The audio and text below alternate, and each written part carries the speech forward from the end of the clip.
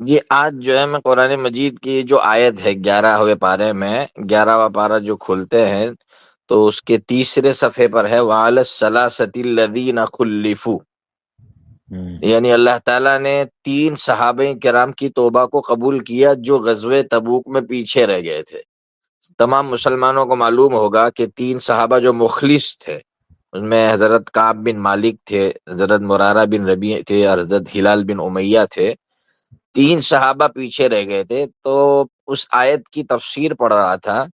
تو حضرت کعب بن مالک رضی اللہ تعالیٰ عنہ فرماتے ہیں کہ جب حضرت نبی پاک صلی اللہ تعالیٰ علیہ وسلم تبوک سے واپس آئے تو جو لوگ پیچھے رہ گئے تھے وہ آ کر اپنے اعذار پیش کرنے لگے کہ میرا یہ عذر تھا، میرا یہ عذر تھا، میرا یہ عذر تھا۔ تو حضرت فرماتے ہیں کہ پہلے میرے دل میں یہ بات آئی کہ میں بھی جھوٹ بول لوں اور کوئی بھی اپنا عذر پیش کر لوں اور نبی پاک صلی اللہ تعالیٰ علیہ وسلم کی نظر میں اچھا بن جاؤ، لیکن پھر فوراً میرے دل میں آیا کہ اللہ کے نبی پاک صلی اللہ علیہ وسلم پر تو وحی آ جائے گی اور جھوٹ بولنے کا کوئی فائدہ نہیں ہے، اسلام میں تو جھوٹ حرام ہے، تو میں سچ ہی بولوں گا چاہے جو بھی نقصان ہو۔ تو حضرت کعب بن مالک رضی اللہ تعالیٰ عنہ فرماتے ہیں کہ میں نے نبی پاک صلی اللہ تعالیٰ علیہ وسلم کی خدمت میں حاضر ہو کر کہہ دیا کہ میرا کوئی عذر نہیں تھا اور میں پیچھے رہ گیا تھا، یہ میری غلطی ہے۔ میں نے سچ سچ بات کہہ دی، تو بہت سے لوگوں نے مجھے کوسا بھی کہ تم جھوٹ بول لیتے، نبی پاک صلی اللہ علیہ وسلم تمہارے لیے استغفار کر لیتے تو معافی بھی ہو جاتی، کوئی مسئلہ بھی نہیں تھا۔ لیکن کعب بن مالک رضی اللہ تعالیٰ عنہ فرماتے میں نے سچ بات کہہ دی۔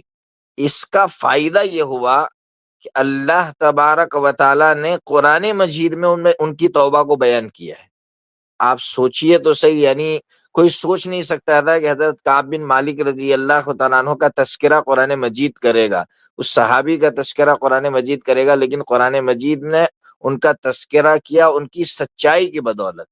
اس سے ہمیں بہت بڑا پیغام مل رہا ہے کہ ہمیشہ ہمیں سچ بولنا چاہیے، چاہے اس کا نقصان جو وقتی نقصان ہوتا ہے وہ ہمیں سمجھ میں آ رہا ہے کہ بہت نقصان ہوگا، لیکن اللہ تبارک و تعالیٰ اس کا نتیجہ بہت بہتر مرتب فرماتے ہیں۔